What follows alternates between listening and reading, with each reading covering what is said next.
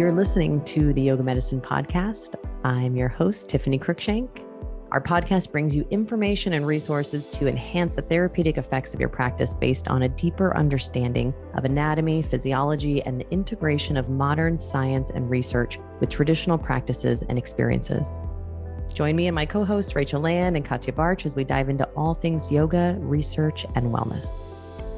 The content of this podcast is not medical advice and is not meant to replace medical care. Please consult your healthcare provider to determine what is best for your unique healthcare needs. All right, we are back. I am almost fresh off the plane from India and wearing a little bit, if you're on YouTube, wearing a little bit of jewelry made by a girls in our nonprofit there. We're going to do a fun episode on that soon, though, so you can keep an eye out for it. But today, we are going to talk about a really interesting topic, I think, as it relates to yoga, especially yoga teachers, but also students, looking at persistent pain. And it's such a widespread problem. And we're going to talk about some really, I think, sneaky, but also effective ways to work with persistent pain because it is such a huge issue. And a lot of great research to support we're going to talk about today too. So we'll have some links to that and some links to some other episodes too, because we know we've talked about pain. But so many of us work with this as yoga teachers and as a student too. You might work with it as a healthcare provider. You probably work with it for sure in your population, depending on what kind of healthcare you do, of course. But it's so prevalent and so important to talk about. So I'm really excited to dive into this today. Yeah, Thanks me for too. starting the conversation. Yeah, I think this is one of those topics that just anyone who works with people, which is most of us, anyone who works with people is going to come across people experiencing ongoing pain, especially musculoskeletal pain. And, all of the conversations around, I've tried everything. It just never seems to help. It never seems to go away. I'm having a flare up again. All of these things are so prevalent in society these days that I think it's a topic that all of us can benefit from just continuing to talk about and look at different approaches to and different perspectives on. That was a really great, I think, tie into the languaging where we're going to go too. And I think those are such common phrases I hear in my Chinese medicine practice, acupuncture practice, as well as working with students, as well as working with teachers. Yeah, you hear certain sayings over and over and over again. And I think as a teacher, what we'll talk about today will kind of tip you into some of the nuances that you can lean into in the practice that can really be life-changing for people, especially people in persistent pain, which we're talking about. So, gosh, where do you want to start? I love your first kind of, we flashed this out a little bit. I love your first couple notes that you talked about, Rachel. Why don't you grab those and run with those? Yeah, we were kind of kicked off from a paper talking about a particular roadmap to recovery. The researchers were kind of suggesting a particular pathway that people could take to recovery from musculoskeletal pain. And of course, we'll link to that paper in the show notes. And I was particularly drawn to the part where they referenced another trial, another paper where patients who had been randomized to receive threatening information around their pain had quite a different experience to people who'd been randomized to receive unthreatening information about their pain. And those who'd received threatening information, especially information that they perceived as really expert and objective, like scans, were more likely to undertake risky treatments, were more likely to have poor outcomes, avoid movement, and have increased disability. And it just struck me as, well, of course, that makes such perfect sense. I mean, that's exactly how I would respond if I had an expert telling me with a scan, this is bad news, it's degenerative, there's nothing we can do. Then, of course, my response would be to really limit my participation in life and to move less and to protect and to guard and to be more stressed and more fearful. It's such an obvious reaction, and yet the fact that this was kind of kicking off, maybe there are some other alternatives, I found really kind of inspiring and exciting. Like maybe this doesn't have to be the way it always goes. It is. I think language is so profound when it comes to working with pain, both what our patients, or if you're a yoga teacher, your students are Mhm. saying to you, as well as what we as yoga teachers or healthcare providers are saying back. And it's such an interesting thing too, because a lot of this research, what we're going to talk about too, is pain education, Mhm. and a lot of this research has just come about in the last 10 to 20 years. And I know back when I went through Chinese medicine school, we still used a lot of that old terminology, and I feel it in a lot of the. I mean, maybe this has changed in the newer healthcare providers and physicians. I kind of don't think that it has yet in the medical trainings, but hopefully it will. But it's really ingrained in us. And Mm. when we talk about pain, so let's kind of back up a little bit. When Mhm. we talk about pain, right? The brain has to conclude that our body is in danger, and concluding that you need to do something about it. Mhm. Pain is, a warning signal. It's our body's way of communicating to us. And I think just starting there and acknowledging that as a really important part of it is like, hey, this is my body talking to me. Sometimes we're going to see it's not always accurate, but it is communication of some sort.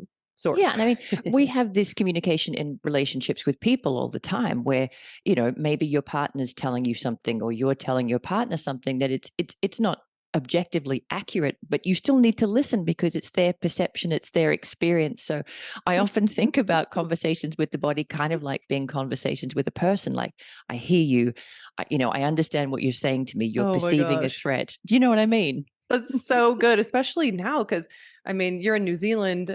I'm sure you hear or feel this maybe in some way, but here in the US, it's so polarized, Mhm. especially between different parties. It's like, and I always want to keep an open mind. I agree. I want to listen. I want to hear other Mhm. people's perspectives, because to them, that's what they feel is most important. And Mhm. it's the same. I love that analogy with the body. It's like, I do want to be able to listen and sense and know that, I don't always have to agree. But I hear But you. It's a clear I signal. You're hear sending it you. to me. I hear you. I'm receiving it. And I mean, we've talked about pain in previous podcasts. We'll definitely link to those, especially the conversation that I had with Dr. Marnie Hartman about persistent pain, where pain is a lot more complicated than perhaps we think. Those of us Mm, just moving through the world that haven't got pain qualifications or pain training, I think we yeah. still think, many of us, pain equals damage. Pain equals damage. It's just that simple. Pain is a signal from the body signaling to you that there has been damage and you should stop what you're doing.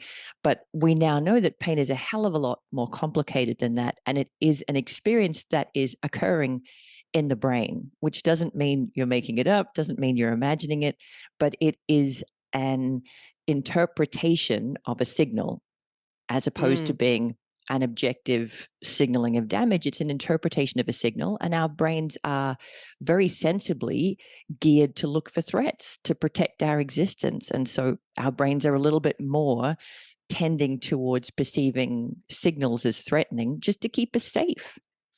And thank goodness, right? Because Right. we always want to err on the safe side. I say this in yoga too, like always err on the safe side. It's better to do something gentler and simpler than to Mhm. overdo it and overwhelm. We're already overdone and overwhelmed in life anyways. So, Yes. I think that the nervous system is constantly supporting us and looking out for us and erring on the side of safety. Mhm. I love this. I'm going to read something from one of the articles we mentioned that we'll put in the show notes. It's from the Fit for Purpose model. It's another one, really an article more on chronic non-specific lower back pain and looking at education for that. And it says chronic non-specific low back pain represents a state in which the person in pain holds strong and relatively intransient internal models. Here's the catch of an immutably damaged, fragile, and unhealthy back.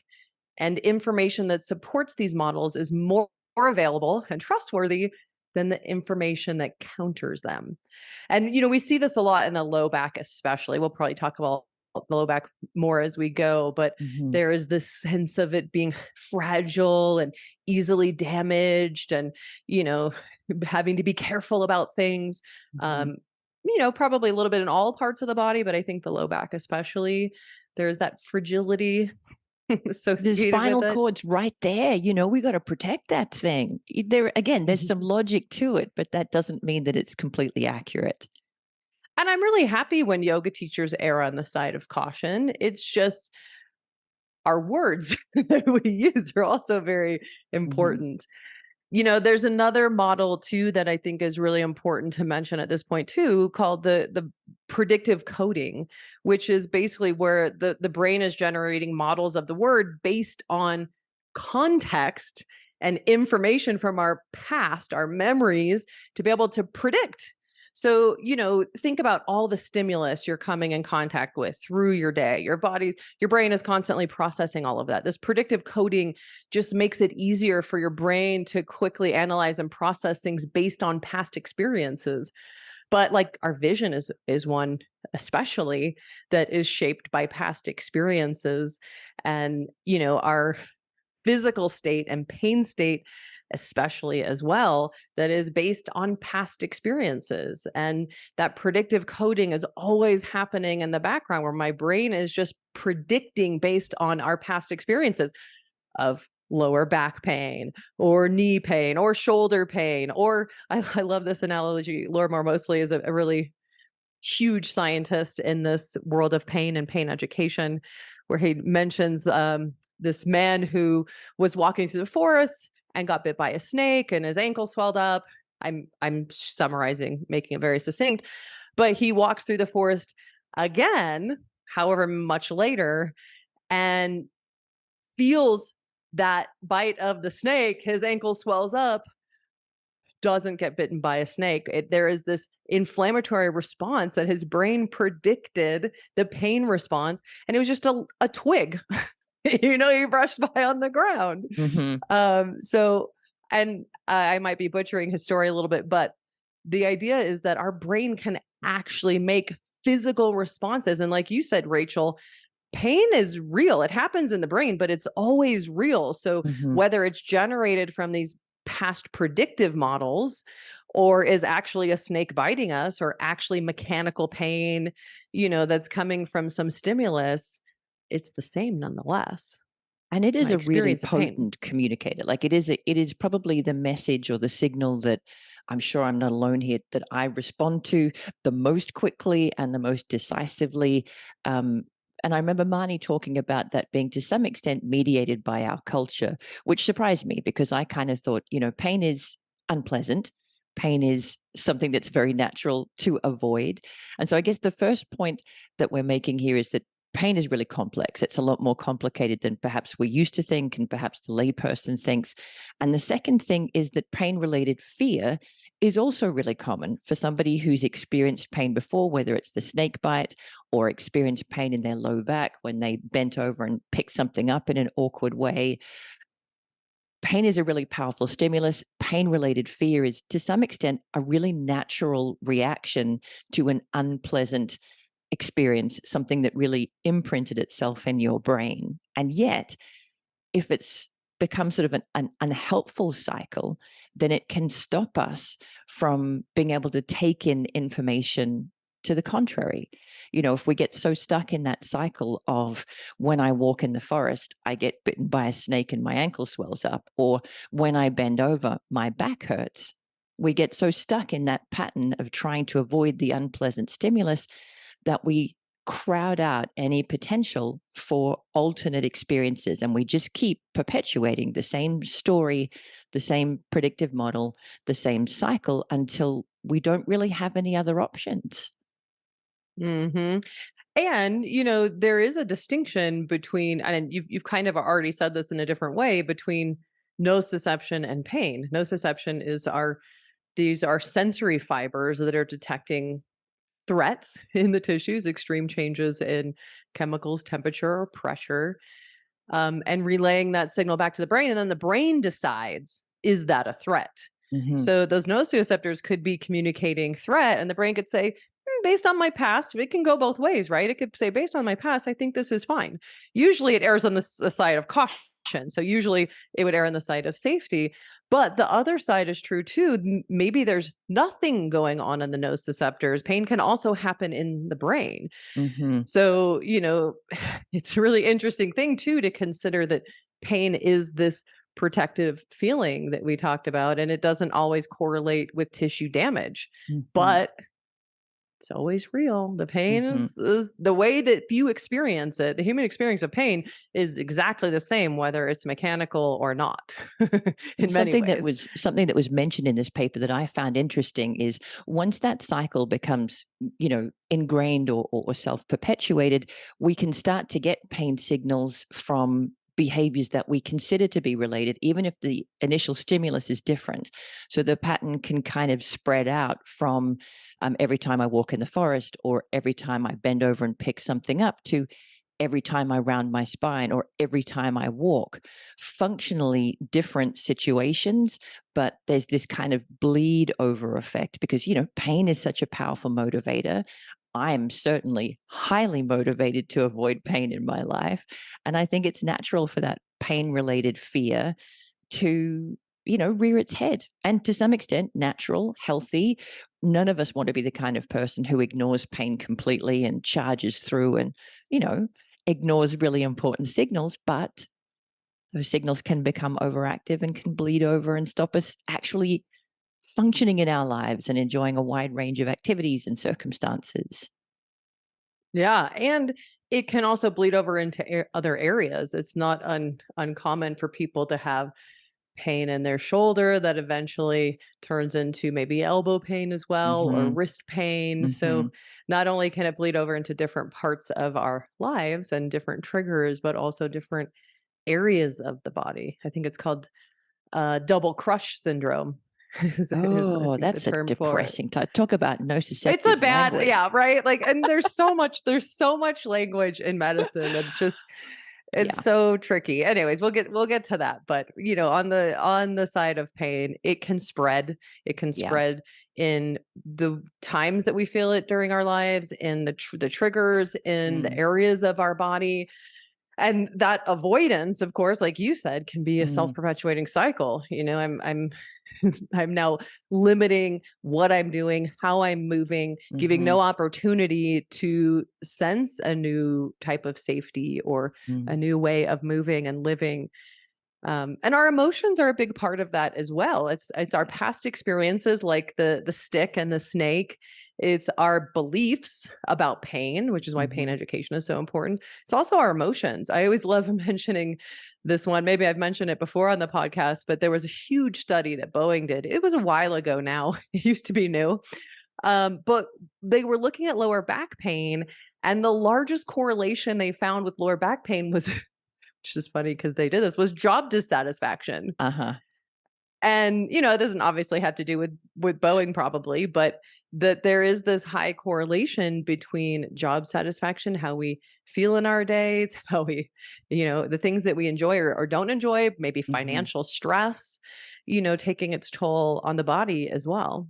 And I think we've all had that experience of getting out of bed on the wrong side. That kind of, I didn't have a great sleep, and my neck's a bit tweaked, and then, my coffee wasn't great, and then, oh, I got this And really maybe annoying that's email, and mechanical, right? Sleeping on it weird. maybe. That could be mechanical. For sure. But But then you can yeah. see that kind of bleed over effect into everything being perceived in a more negative framework or a more negative light, Ugh, instead of, I had a yeah. great sleep, I had a nice cuddle before I got out of bed, and then my breakfast was great, and it's a beautiful day. You can see how easily we frame our experiences within the context of what else is going on. And there was Yeah. some sort of quotes here from a patient that they did in the paper that we looked at that I thought would just sound so familiar to anyone who's worked with people, especially people in ongoing pain. A car accident made my back weak. Having kids made it worse. The pain is worsening. I'm not able to do things like gardening that normal people do. There's nothing I can do to control it. Avoidance is my control. Anytime I bend over, it puts that thought into my mind. Can I do it or not? And the majority of time, I just avoid it. Nothing I've done so far, chiropractor, physical therapist, massage, Pilates, injections has been effective. And there's so much conflicting advice, and I never get better. So they had all of these quotes from a case study, and they sound so familiar, don't they? We've all heard Yeah. people, and It probably sounds like all of my patients, or not all of them, but a and you lot of know, them. I think and with me, if you've been in that situation of just everything appears to be getting crapper and crapper, and you just keep yeah, limiting your we options. can all Yeah, relate to it in some way, but totally. as it relates to persistent pain, Mm-hmm. I think it's such an important thing to look at. And as an acupuncturist, I'm a lot of times people, or a yoga teacher too, right? Mm-hmm. Like we're oftentimes the last stop. They've done all the things, right? Sometimes it's exciting when we have someone who hasn't, they come to us first. It's Oh, kind we've of got fun. options. Obviously, you need to be cautious and refer them out for serious things if no one's seen them yet. No healthcare providers have seen them. But, we are usually their last stop. And it's not uncommon to hear all of these things. I can't do this, or, and these beliefs that they'll never be able to do it again. Like Yes. one of the things I work with most is back injuries, Mm-hmm. back pain, lower back pain, disc issues. And so, that's a really common one for people to have this belief that their back is forever weak and vulnerable and they can't do certain things. And Mm-hmm. it's so hard. It's a really tricky. So I know for me as a healthcare provider working with these patients, like it's really challenging because if you try and bust those myths the first time you see them, they're not Mm-hmm. going to come back Yeah. because those are very deeply ingrained beliefs. It's like the Republican trying to tell the Democrat that they need to change who they're voting for. Mm-hmm. It's like, good luck. It's not going to happen. Yep. So, 100%. it's like you have to be kind of sneaky about it and build some confidence with them and build rapport and, get Mm-hmm. a little bit of symptomatic relief, allowing them to hold on to those beliefs, not really addressing that yet, at least in my experience. And then Mm-hmm. slowly kind of educating them, like we're talking about too, Mm-hmm. dropping the seeds once you have some rapport, I think. Yeah. And I That's think my experience. we hopefully we're kind of wrapping up the super depressing part of the podcast where it's the, boy meets girl, boy loses girl, person hurts back, person gets all of these limiting self-beliefs around their persistent pain. But I just wanted to finish it off by saying that patients who have a high level of pain-related fear tend to have increased disability and poorer outcomes, quite possibly Yes. because they're framing everything in the negative, quite possibly because they're limiting themselves from being exposed to opportunities to have other experiences where they do this thing and their pain doesn't get any worse. But I just wanted to put a button on it to say, you don't want to leave somebody here if there's anything possible you can do. You want to help them back toward the light and out of that Right. really depressing self-fulfilling prophecy. And I don't think it's depressing at all. I think it's actually really exciting because we'll get to the point that's not. But like, of course, because the nervous system is what's creating and interpreting that pain signal. Mm-hmm. The brain is what creates pain. It happens in the brain. And so why wouldn't all of these things be really important? We know the brain is complex. If you try and break down anything in the brain, it's always complicated, right? Yes. Yeah. And when it comes to pain, all of that matters, right?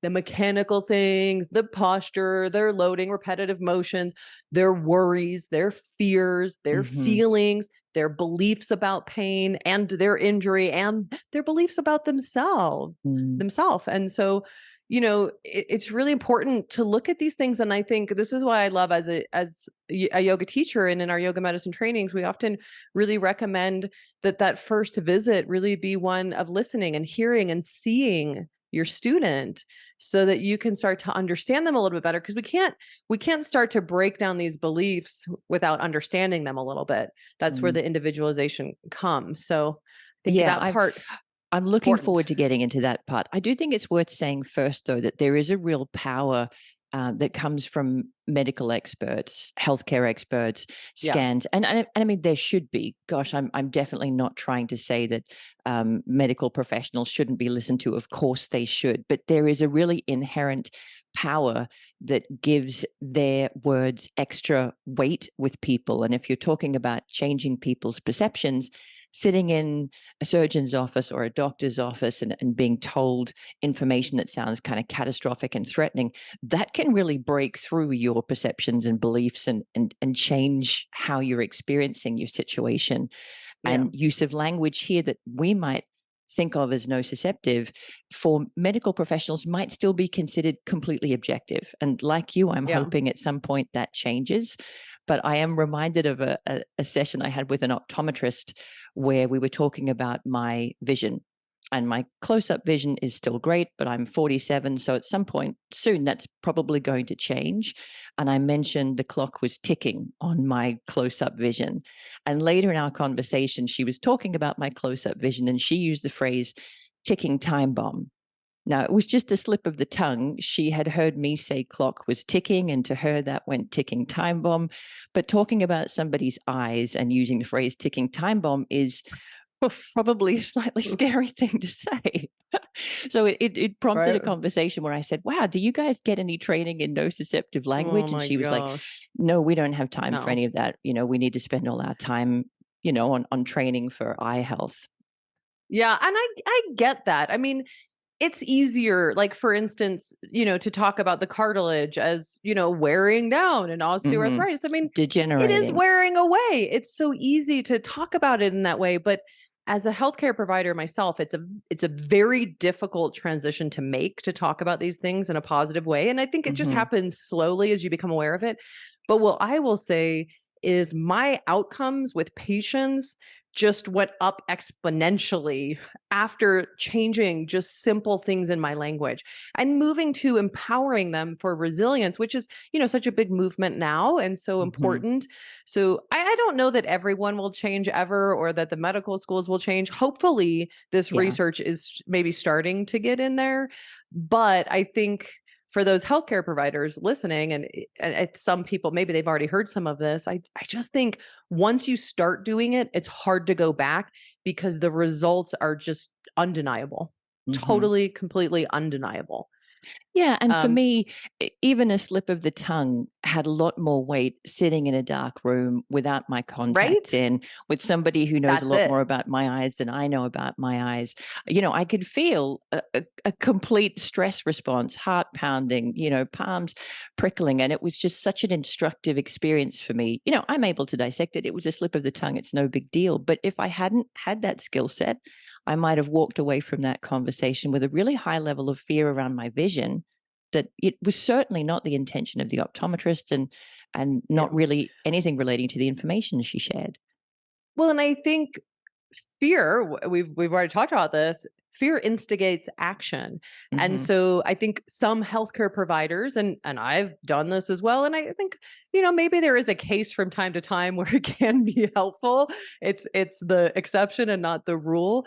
But fear does instigate action. I mean, we see this, like, I think of social media a lot too. Like, Mhm. drama draws eyeballs. You want to build a following and be an influencer, talk about dramatic thing and take bold statements.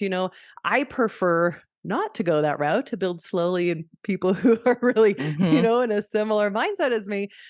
But, it does instigate a big movement. And the same thing with fear-based language is, I think a lot of times the hope with healthcare professionals is that it will instigate change. I had a similar experience, a really awful experience once with a chiropractor. I went in and I was literally there for like 5 minutes. I don't even think he had touched my neck yet. I was having neck pain. I don't know what it was. I was sleeping on it funny or something. Mhm. And I'd had it for like a month. And he told me I had a bone spur in my neck because I had had a car accident when I was young, in my teens. I was like, "You didn't even touch my neck." And here I had all this training already, so I Mhm. knew, but it still got in my head. I was so Yeah. upset with him. I was like, "Damn it, how did I let you get in my head?" Mhm. And, words matter. They really do. They really do. And I guess the point that I wanted to make there was, even words that you might perceive as objective, like wear and tear, degeneration, Mm, ticking time bomb is hard to perceive as objective, but you know what I mean? Even words that you might perceive as objective can land differently. regenerative. Yeah, yeah, that's a big one. Yeah. And even I remember talking to a student who was going to see somebody about hearing loss, and they were told that they had significant hearing loss, and that scared the hell out of them. It really made them feel like, oh, it's so significant that they had to use that word to talk about my hearing loss. So even words that you can perceive as objective can have power. And it is hard to frame things positively and to kind of change the way you phrase them. But I really do think it's worth that effort, especially, they talk about this in a paper when you have ruled out any, underlying pathology. When you're talking about back pain and you know for sure there isn't anything really scary going on there, then why not start to challenge yourself to create language that's a bit more growth oriented and positive and less fear producing? Yeah, and I think it's really common in the low back as well. A lot of the references, to tissue injury and damage are, often thought of as the primary contributors to Mhm. our pain. And so it's reinforced through the treatment strategies that often promote unloading and Mhm. protection, Mhm. and a lot of messaging around, being careful and how Mhm. fragile it is that really perpetuate this. And it is unfortunate. I think as healthcare providers and yoga teachers, we're all doing the best we can. And so my hope is as people listen to this and learn more, and maybe some people listening have already learned and read a lot about this. There is a lot to read and learn about this, but also just a little bit can be helpful, that it Mhm. can kind of start to get us to question things, like even just assumptions that a scan or a diagnosis is the end, is the complete and final. There's so much to do. I think one of the biggest things as yoga teachers that we can do, our job is not to diagnose or treat or to try and be their medical provider, but to ask questions and to get them to Mhm. keep looking if they're not getting the results they want. Like maybe, pushing them to another practitioner, not instead of, I'm never going to say that that one was bad or wrong. Like health is a journey. And Mhm. if we want to feel better, sometimes we have to look at a bunch of different routes. Acupuncture is not always the answer. Chiropractic's not always the answer. Yoga Surgery is is not not always always the the answer. answer. Yoga is not always the answer. Physical Yep. therapy is not always the answer too. Yep. There's a lot of physical therapists. There's a lot of all of these healthcare practitioners and yoga teachers who are still using this language. So I don't want to demonize it or make it look like an awful thing because we've all done it. For It's sure. just a matter of us all working together to consider how we're impacting the Mm. outcomes with the people that we work with. Yeah, and I mean, if this topic is interesting to you, we've definitely touched on it in previous episodes on fascia and pain, on shifting persistent pain, on yoga and injury. So I'll link to all of those episodes in the show notes for people who want to kind of dive in and go further.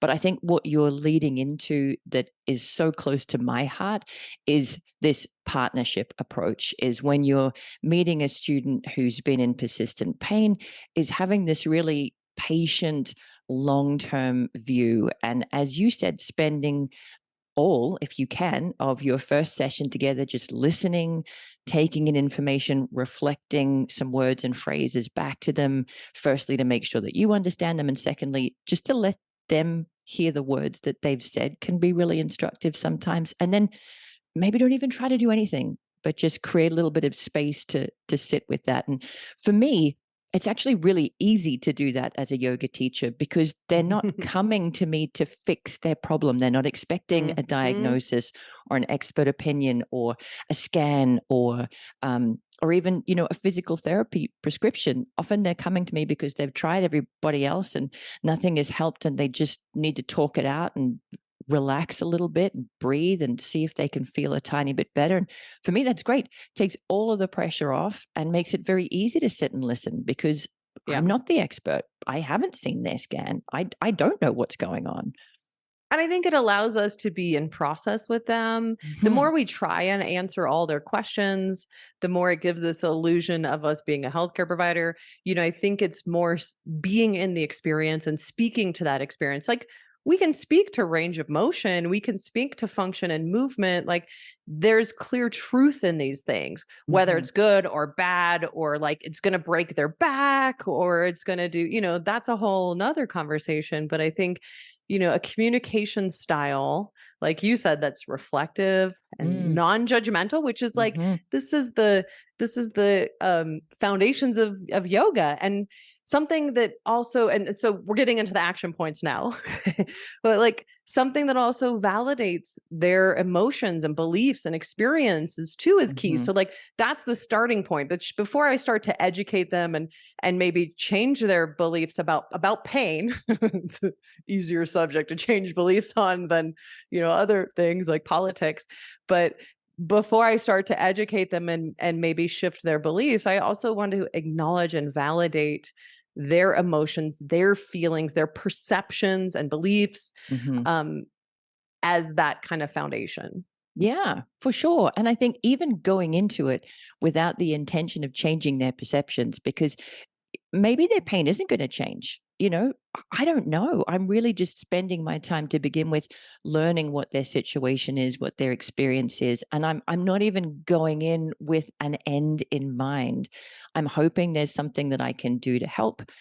I've seen it happen a bunch of times before where just down regulating the nervous system and putting them somewhere that they perceive as really safe can decrease pain perception significantly. But other than just trying to be helpful, I'm not really going in with any hopes or dreams or ambitions or agenda at all. But just let's see Yeah. together. So I think like the first action item is that partnership in care, right? Yes. That you were talking about, that Hmm. partnership with me and the student, partnership with other healthcare providers too, Hmm. even if they aren't jiving with the anti-nociceptive language, Yeah. even if, they're using language that isn't working, I don't need to try and work against them. Remember, your students are probably spending 95% of their time with you anyways. So your language is going to be the most impactful. It's like, parents versus, you know, the child they hang out with once a month, their friend, So, we're going to have a big impact on them by being around them a lot. I don't need to try and Mm. change everything, everyone. I And think that's a and tough a uphill concrete battle. example of that is if their doctor or their physical therapist has said, this position for you is safe and this position for you is unsafe, I'm certainly not going to challenge that, especially to begin with. I'm going to set them up somewhere that they perceive Yes. and their healthcare professional perceives as super safe, and we'll start there. And maybe we stay there, but we're definitely going to start there, and we'll just see what happens and what they feel and what their experience is like. But yeah, I'm trying to get as much information from their healthcare team as I can in terms of what they think will be helpful, and that's certainly where we're starting. Yeah, and then I think the second one is this idea of safety, right? Hmm. And building safety. So like you said, we want to first create safety. And this might be the first session, it might be the first 10 sessions, especially for Yes. people who have been in pain for a For a long long time. time. Yes. I want to create a new pattern of safety and not even challenge any of that other stuff, any of the Hmm. beliefs or the movements. Um, and I think looking at our own messaging is important for that too, avoiding nociceptive language with ourselves. So pain or fear instigating language with ourselves to not perpetuate the cycle. So, instead of protecting your back, maybe it's supporting the resilience of your back. Instead Hmm. of wear and tear, maybe it's keeping your shoulders healthy. You're Hmm. supporting your joint. This is one that will take some investigation and experimentation on your part, and just Hmm. know that it's not an instant shift. At least it wasn't for me. It's taken years, and I'm still working on this for my languaging. But looking at how you can create safety, whether that be with props, with language, with breath, with down regulating their nervous system. Hmm. um, there's so many ways to create that sense of safety within a yoga practice. So you don't need to be in a hurry. Yeah. And again, for me, being a yoga teacher makes that really easy because I think people know that sometimes you go to the doctor or the physical therapist and it might be an unpleasant experience, but it's going to have a good outcome. That's the expectation. We don't even have to do that. There's nothing that they need to do with us that's unpleasant or painful or scary or stressful. So I like to start there by saying, I want you to be really comfortable throughout. I want you to be able to relax and breathe easily throughout. So if I'm asking you to do anything that makes you nervous or uncomfortable, just tell me straight away. This is all about you being able Yeah. to relax and feel really calm and really confident. So just starting there makes the whole process so much easier that I'm very appreciative of my seat as a yoga teacher and not being an expert in whatever their injury or their condition is. And just my job is to make you feel really comfortable and safe. And let's see what we find out. So Yeah. definitely start somewhere super safe, be really patient. Safety. And as you said, Yes. this could take ages depending on what else is Yeah. going on in their lives and how long that pattern has been in place. And the next step that they talk about in this recovery framework is graded exposure, starting to Mhm. challenge those fear-based pain avoidance patterns in ways that feel progressive to the student. Anything you want to say on Mhm. that topic to kick us off? Well, and I think this is the part that's really, you wanna not be in a hurry for. Um, I love Mhm. Lorimer Mosley and David Butler are two scientists, researchers who have been in this field forever. They do courses. They have a book that's fantastic called Explain Pain. They have Explain Pain workbooks that are more for students or patients to be able to kind of work through. And there's a lot of great information in there. But what I love about their work is this idea of safety in motion and danger in motion, which they often term sims and dims. And what Ah. we're trying to do basically is find that arc of safety in motion. And then, we know where the danger in motion is too. And I'm just trying to slowly expand that safety in motion. So if they can feel safe lifting their arm up 20 degrees, I'll probably just I'm just picking something here. I'll stay within that arc and then kind of once it feels like we have a lot of safety in that realm, start to sneak it maybe a little bit wider. And if that doesn't Mhm. work, I just go back and I keep working on regulating the nervous system and creating a sense of safety. And Mhm. again, maybe planting some of that educational information about, hey, especially with persistent pain, this becomes something where, the brain is a big part of what's happening here, and we want to kind of change how your brain is relating to these movements. So let's try this out. Let's experiment. Like, we're going to go Mhm. really slow. You're in control, so you can stop Yes. whenever you want. Here's Yes. your options, and let's just go really slow and let me know how it goes. So it can be really simple. I think it's really important to put them in the driver's seat. I'm Yes. I'm not moving their arm around, which we don't usually do in yoga anyways, because we're not Mhm. body workers. But that they have some control over this, which also helps create a sense of safety and self-soothing. And then sensing, giving them a little bit of that information about how pain works. Again, we've talked a little bit about this, but there's a lot more details in that book if you're curious. And And starting if to they are, challenge those beliefs, if they are, you could recommend that they read the book and just start kind right? of dropping in some alternate information. So yeah, I And love that's a that great one too if suggestion. people feel intimidated by giving this information to people too, right? You can have them get the workbook or I think the more you're doing this work, the easier it is to talk about it and use it. Mhm. But when you first start, like anything, when you first start teaching, it's always a little tricky. Or as a healthcare provider, as you first start using this Mm. languaging and education, it's I'm just kind of learning my way. But it does require, right, that the patient kind of disconnect from those beliefs about damage, Yeah. Yeah. and pain, and have some confidence in you, or maybe the evidence, the research, the links in this or the book, so that there is some confidence of, okay, I do need to do this. It is in my control. I can go slowly and I can And some kind of of the break it things down. I love how you talked about their small movements, going really slow, reiterating over and over again that the student is in charge. They decide. They're in control. It's all on them to decide. There's no pressure.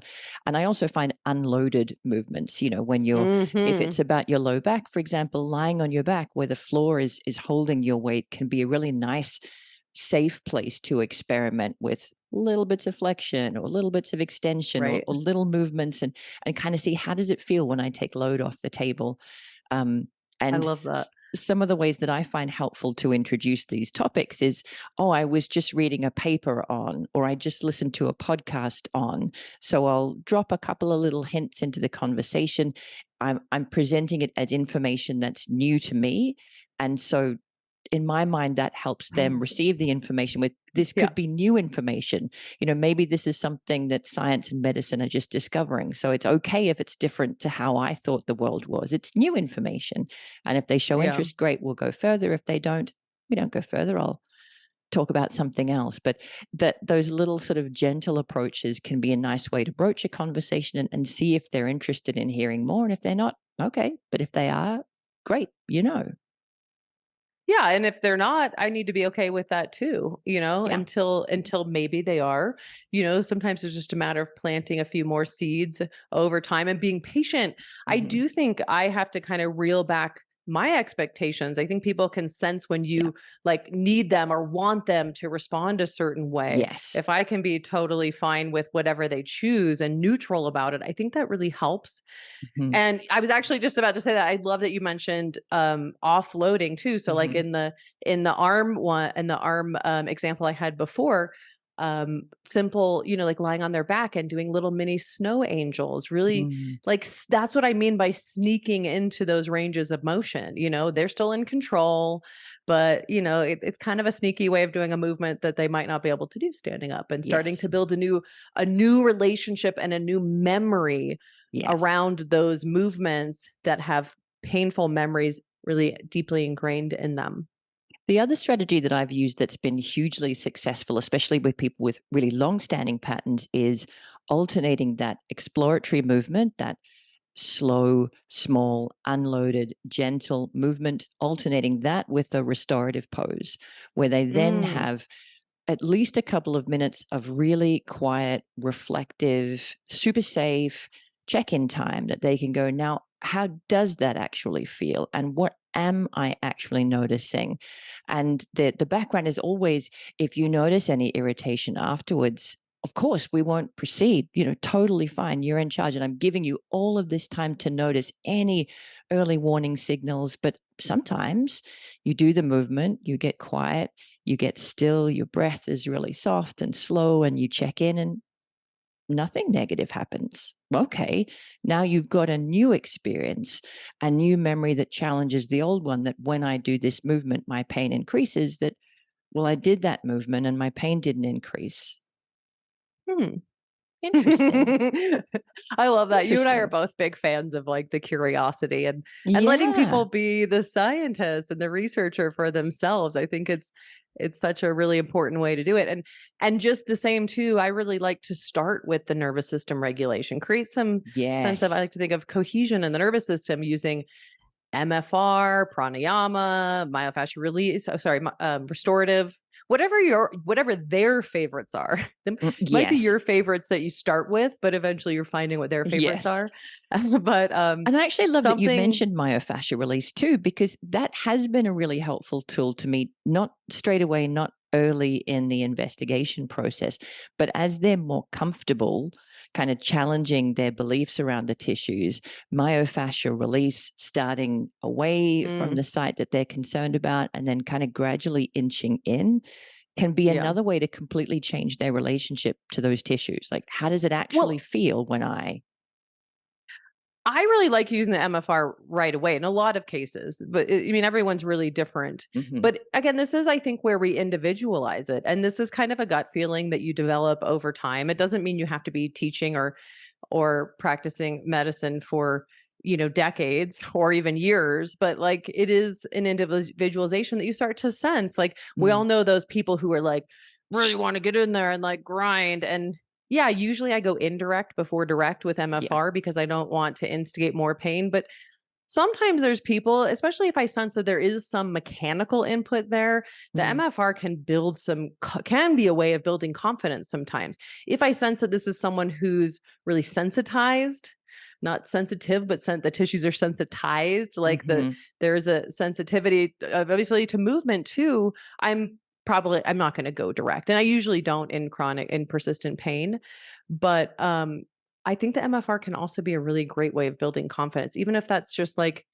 doing it on their hands for their Yes. shoulder or Yes. getting them. I'm also teaching them to learn to notice. And I think the noticing is part of the changes that the brain and the nervous system are making. And Yes. that's such a big part of this is, we do an MFR technique or we start to challenge the dims and, the danger in motion a little bit. And then we check in a restorative posture. And that noticing is actually part of the therapy. It Mhm. is actually a tool, not just like, oh, that's interesting. I And mean, that's sometimes, interesting too. sometimes people will then give themselves a hard time, like, oh my God, I've been ignoring these signals for years. And I think it's really important to say, look, that's totally natural. Your brain only Yeah. has so much processing power. It can't listen to every single signal and still drive a car and cook a meal. And like, this is normal. This is natural. This is how the brain works. But just regularly, we're going to create these opportunities for you to check in and tune in and gather information. And, great. That's important to carve out that time where you can.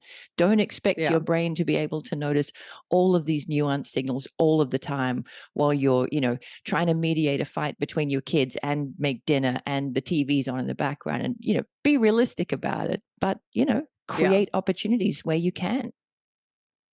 So I think we're kind of segueing into the fourth one, which is creating a new relationship to pain, which is almost kind of Mm. happening.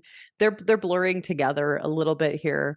And I should probably mention too, if you're a yoga teacher and this is something you're really interested in, we do talk about this a lot in the nervous system teacher training. We talk about the nervous system, of course. We also talk about restorative yoga, and we talk a lot about pain and pain education too. But this gives you a great quick understanding to run with in the meantime if you don't Mhm. need that detailed information. But the next one is really creating a new relationship to pain, so that I'm changing the way I maybe perceive it, but also the beliefs and emotions around it. Mm. I think even Mm. just understanding that pain is a protection mechanism changes my relationship entirely. Mm. Right? My body's looking after me. That's so cool. Okay, well, let's Yeah. listen. So when I Yeah. move, is this really threatening? Is this movement really dangerous? And sometimes I think it's really hard for people to know because we've been so disempowered sometimes when we go to the medical doctor by relying on scans and tests and maybe one option for treatment instead of really looking at, okay, well, what's right for us, creating a new relationship to pain. Mm. Yeah, so some of it could be, is that actually pain, or is that resistance, or is that irritation, or is that stiffness? Some of it is giving students a whole range of different languaging options. And often when you break down that pain experience with people, there are lots of colors and gradients, and the thing that was completely monolithic in their mind now becomes much more nuanced. Like, I get a bit of resistance when I start to lift my arm, but it's not actually painful until I yada, yada, yada. So that could be part of it. Giving them really comfortable places to explore the experience and get curious about it and look at it and dissect it, as opposed to immediately stopping or shying away. And the second thing that really struck me in my conversation with Marnie and in this paper is that for some people, eradicating pain is not a realistic option. They may have to live with some level of pain, but pain and suffering are completely different processes. And just knowing, having reassurance from their healthcare team or their medical team that pain doesn't equal damage, that pain isn't creating a worse problem. It's a signal that they're going to listen to, but they don't necessarily need to avoid it completely, can change people's experience of living in their bodies and make them willing to do things like, I'll go for a hike, and sometimes my knee hurts a little bit, but I'm not creating any ongoing damage there. I just know it's my signal that my legs are tired and I want to wrap that hike up soon. You know what I mean? Changing Right. your perception of what it's telling you. Right, or like, I wanna go for a hike to strengthen those muscles that Yeah, for support the sure. joint, right? And finding ways, because we know that using it is very important. Use it or lose it, The brain and the body And in respond to fact, that. if I'm using a real life example, pain in my knee is usually a signal that I've been sitting too much and I need to get back to some hip stability and hip strengthening, and then that pain will go away. But yeah, having people create a different relationship with pain, and just to be clear, that might not mean that the pain completely goes away. Not for everybody, not all the time. And that could be okay. Yeah, yeah, and I think that's the exception and not the rule, Yes. of course, but it's Yes. important to put out there. And I think I think there's the curiosity again of, especially with these people who are coming to yoga or whatever you practice, and they've done all the things, they've been to all the people. I think there's a moment as a healthcare provider or a yoga teacher when we can invite them into the conversation and say, "Hey, you've been through a lot. You've Hmm. really tried and worked on this really hard. So, like, what how about we try a different route? There's a lot of new information around the importance of being able to challenge the tissues and support the joint. It's really important, and I'm here I am now kind of laying down, moving from this fragile, damaged, Hmm. unhealthy, unchangeable Hmm. self toward, let's Yes. experiment. Like, do you want to just stick with that, or do you want to just try something and see Mm. if we can make things stronger, more adaptable, and really work with the body? And Yeah. I think it invites them into the experiment rather than just saying, "Oh, we can do this. Oh, we can for sure. I can help with Hmm. that." Like, let's Yeah. see. I love the let's see. And I also love the phrase, "Mm, people are surprising," because even when, 9 out of 10 people X, 1 out of 10 people surprise you. And you could ask any medical professional and they would agree. Yeah, people sometimes surprise you. So I don't know, let's see. So We might be you have to. surprised. I think it all reminds us too that there's a lot of generic pain information we've talked about, and Mm, more in that book, more in the nervous system training as well. But it does have to be a little individualized. I need yes, to of take each course. case. We've talked about that. And there's also a really strong correlation between this persistent pain and disruptions in body awareness and how we process information in the body. So don't forget that the simple things you do as a yoga teacher, just enhancing body awareness, that might be with Hmm. MFR, Hmm. that might be with the check-ins. All of those things can be so precious in this realm when we're working with persistent pain. Hmm. Um, to be able to just enhance that body awareness that usually gets tuned out. I always I always make the analogy a lot of times in trainings. It's kind of like when you've got your child poking at you, mom, mom, mom, mom, mom, mom, mom. The nervous system kind of learns how to tune it out. Hmm. And so, it does a pretty good job of regulating these experiences, right? And predicting and erring on the side of safety. And so things can get a little, I think of it as like staticky, right? In the nervous system, in this communication system. And so sometimes it just takes a little bit of clarity and simplicity in Mm. order to start to work back into this body awareness and healthy communication in the tissues. I love that. And I think So, one more thing that I want to make sure we talk about is the potential for flare ups. Like, say you're yeah. working with somebody, they're feeling a lot better, you set them up really safely, and you've patiently started challenging the movement patterns that they were avoiding. It's all good. They're really happy. Everything's getting better. Their pain is decreased. They're more involved in life. And then something happens and there's a flare up. And I think we've all had this experience with somebody that we work with before. Just to frame that as, look, life happens. This happens to all of us. We have things pop up, little niggles, we resolve them, they go away. This doesn't need to be the beginning of a downward spiral. This can just be a little flare up that we resolve and it goes away. Framing that is, this Yeah. is not a failure of the system. This is not a failure of your approach or your body. It's just a thing. It's the first arrow. Don't add the second arrow of telling yourself a big story about it and making it a big deal. Let's just take everything back a couple of steps, get you somewhere that you feel really comfortable, down regulate the nervous system. Maybe you go back into that investigatory phase. What am I actually experiencing? Where am I experiencing? What quality does it have? And chances are it resolves and you continue on with life. Yeah, and I think even trying to predict the future can be really challenging. So it's a really good point. I think I am cautious of how I might say to them this plan for flare-ups, right?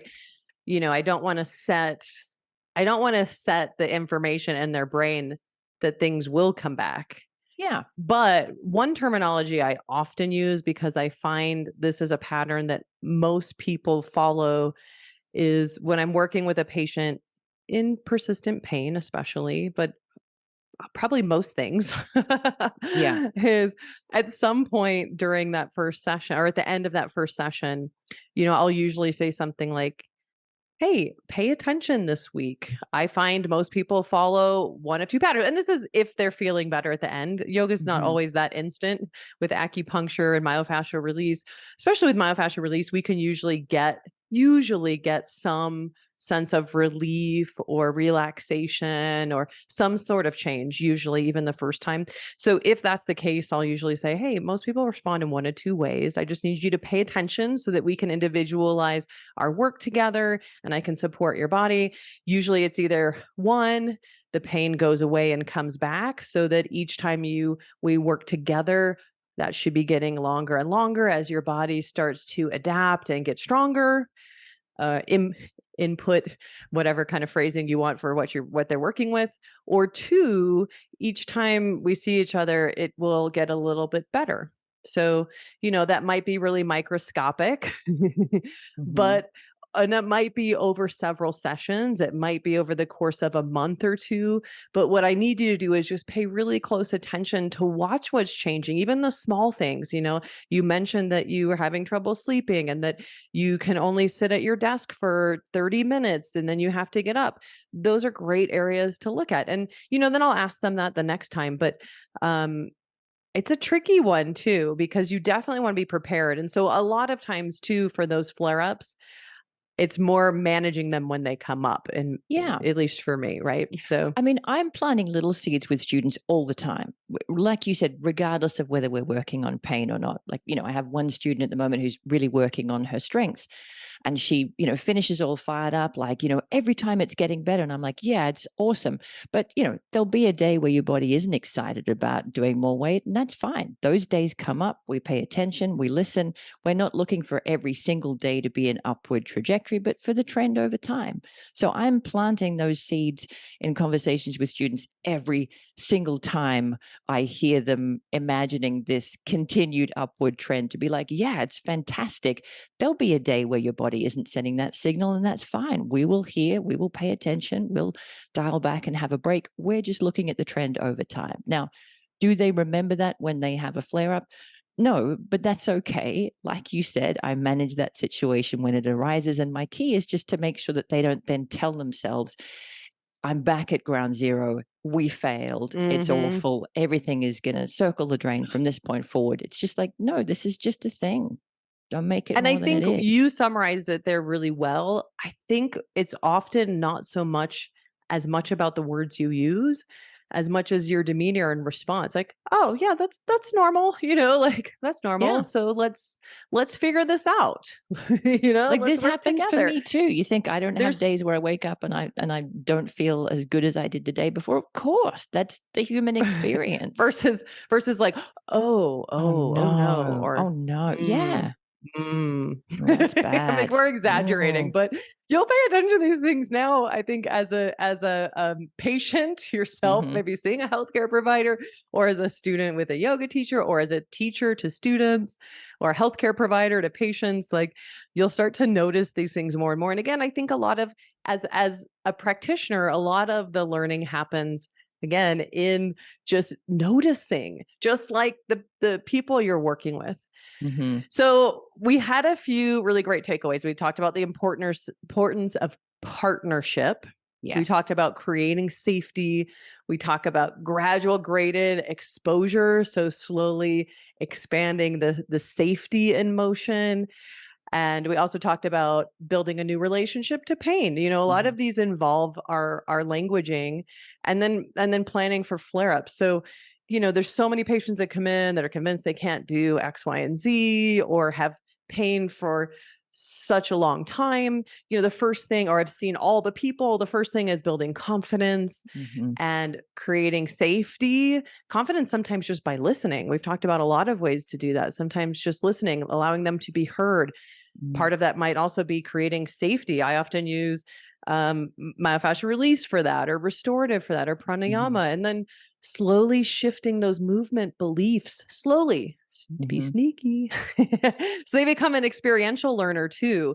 But, I think a lot of the key takeaway points we talked about for pain were and I think these are from the key learning statements for persistent pain education. And these are really familiar if you've done any of Lorimer Mosley or David Butler's, read any of his books or done any of his trainings, but these are very familiar to their work. But one, pain is a protective feeling.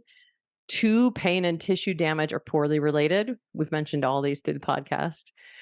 Three, when it comes to pain, everything matters: beliefs, emotions, feelings, interpretations. Four, when pain persists, it becomes overprotective too. Five, I can retrain my pain system to be less protective.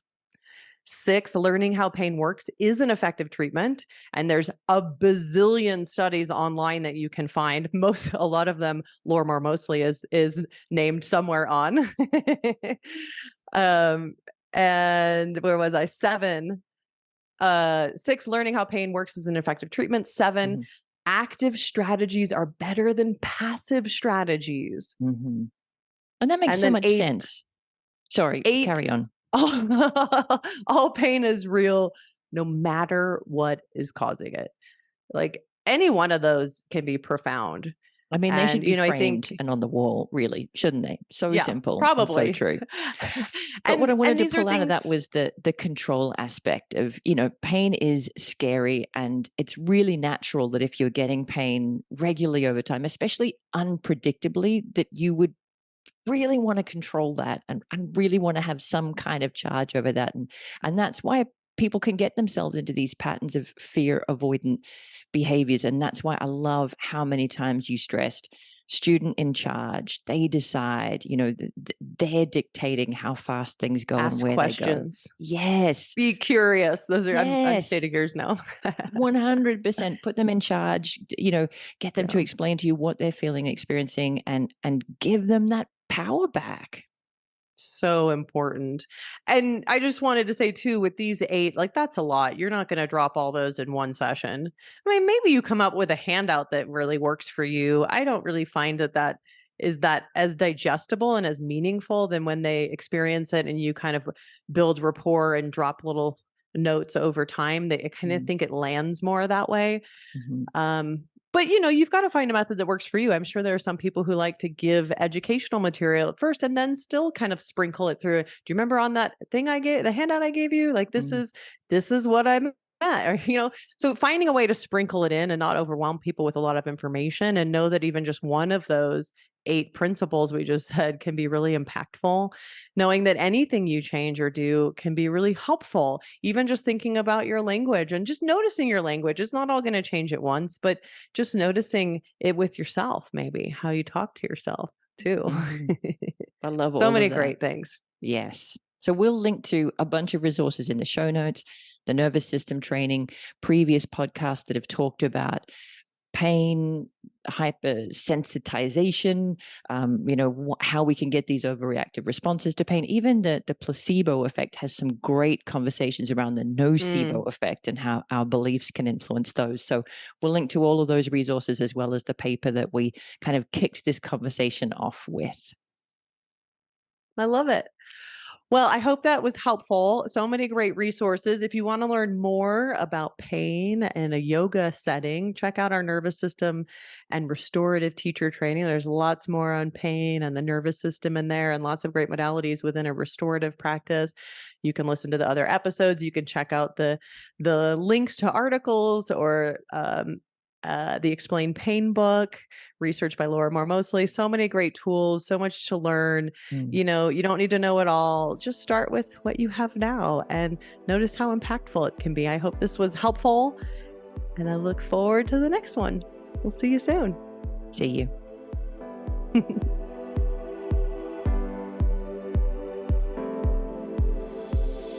Thanks for listening to Yoga Medicine. If you like the show, please be sure to subscribe and leave a rating and review on Apple Podcasts or wherever you listen to podcasts. And if you got something out of this episode, please spread the word and share it with a friend. You can find more information, articles, trainings, and classes at yogamedicine.com, or check us out on social media as Yoga Medicine. You can also email us at info@yogamedicine.com. Thank you for being a part of our Yoga Medicine community. We look forward to seeing you again. The content of this podcast is not medical advice and is not meant to replace medical care. Please consult your healthcare provider to determine what is best for your unique healthcare needs.